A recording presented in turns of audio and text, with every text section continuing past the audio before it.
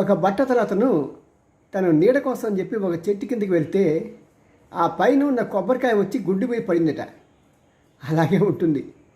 మరి పాపం అహ్మదాబాద్లో మెడికల్ కాలేజీ స్టూడెంట్స్ 1 to 2 మధ్య వాళ్ళ లంచ్ బ్రేక్ కాబట్టి చక్కగా అంతవరకు కష్టపడి ఉన్న పిల్లలు చక్కగా భోంచేద్దామని చెప్పి హాస్టల్లోకి వస్తే ఆ హాస్టల్లోకి వచ్చిన పిల్లల మీద ఆ విమానం కూలి ఇంకా ఆ ప్లేట్లు చూపిస్తున్నారు. సగం తిన్న ఆహారం అలాగే పడి ఉంది. అలాంటి భయానక సిచ్యుయేషన్లో పాపం వాళ్ళు మరణించారు. మరి అలాంటి వారిని ఆదుకోవాల్సిన అవసరం ప్రభుత్వం మీద, అదేవిధంగా మన ఇండియన్ ఎయిర్లైన్స్ మీద కూడా ఉంది కదా. కేవలం ప్రయాణికులు మాత్రమే కాంపెన్సేషన్ ఇచ్చి కూర్చుంటే వీలు కాదు ఎయిర్లైన్స్ వాళ్ళు. వీళ్ళందరికన్నా కూడా ఇంకొక ముఖ్యమైన విషయం ఒకటి ఉంది. ఈ స్టూడెంట్స్ అంతా కూడా వెళ్ళి ఆ పక్కన ఉన్న ఒక చిన్న టీ స్టాల్ ఉంది. ఒక యువకుడు అంటే అరౌండ్ 17 to 18 years కుర్రోడు అదే జీవనాధారంగా చేసుకొని రోజు టీ అమ్ముతూ ఈ డాక్టర్లందరికీ చక్కగా కబుర్లు చెప్తూ వాళ్ళకి టీ అందిస్తూ, అంటే మోడీ గారు లాగా అలా అనకూడదు అనుకోండి, సదా చెప్తున్నాను, మరి అందిస్తూ ఉన్న ఆ వ్యక్తి కూడా ఈ విమాన ప్రమాదంలో కాలి మసి అయిపోయాడు.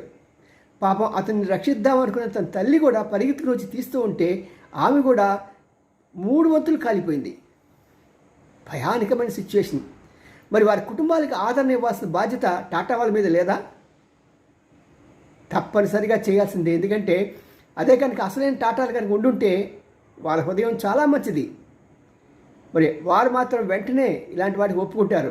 ఇప్పుడు వారి స్థానంలో వచ్చిన బయట నుంచి వచ్చిన వారు కూడా వారు ఎలాగ ఉండేవాళ్ళో అలాగే వీళ్ళు కూడా ఉండి వాళ్ళు ఎలా స్పందిస్తారో వీళ్ళు కూడా అలా స్పందించి వారి కుటుంబాలకి వీరు ఆదరణ కలగచేయాలి. అంటే డబ్బుతో అన్నీ కావు, కనీసం కొంతైనా రిలీఫ్ వస్తుంది. ఆ టీ స్టాల్ కుర్రోడికి డబ్బులు ఇచ్చారనుకోండి, వాళ్ళు పాపం వాళ్ళ ఇంట్లో ఇంకెవరైనా ఉంటే వాళ్ళు చక్కగా ఏదైనా పెట్టుకొని బతుకుతారు కదా.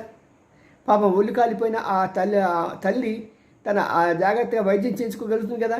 ఈ ప్రభుత్వ హాస్పిటల్ పెట్టిన ఈ యాక్సిడెంట్లు అప్పటికప్పుడు ఏదో చేస్తారే కానీ ఆ తర్వాత వాళ్ళని పట్టించుకునే నాదులు ఉండడండి. ఆ తర్వాత మీరెవరో మాకు తెలియదు అన్నట్టుగా ఫోజు కొడుతూ ఉంటారు డాక్టర్లు, అక్కడ సిబ్బంది కూడా, ఈవెన్ కలెక్టర్లు కూడా. అప్పుడు మీకు అండగా ఉంటాం అన్న పార్టీలు కూడా ఎవరు ఉండరు అక్కడ. మరి ఇలాంటి పరిస్థితుల్లో అక్కడ ప్రతి ఒక్కరికి న్యాయం చేయవలసిన బాధ్యత ప్రభుత్వం మీద, ప్రభుత్వ పథకాల మీద. ఇవి కాకుండా డాక్టర్గా చదివిస్తున్న బిడ్డలు తల్లిదండ్రులు ఎన్నో అప్పులు చేసి ఉంటారు. ఆ అప్పులు తీయటానికి ఎలాగా? వారు ఎంత అప్పులు చేసి ఉంటే ఆ అప్పులన్నీ తీర్చే బాధ్యత ఎయిర్ ఇండియాదే. నేను గట్టిగా చెప్తున్నాను, ఇట్ షుడ్ బీ. మరి ఇలాంటి దమ్మున్న ఛానల్ కావాలంటే సబ్స్క్రైబ్ చేయండి, షేర్ చేయండి.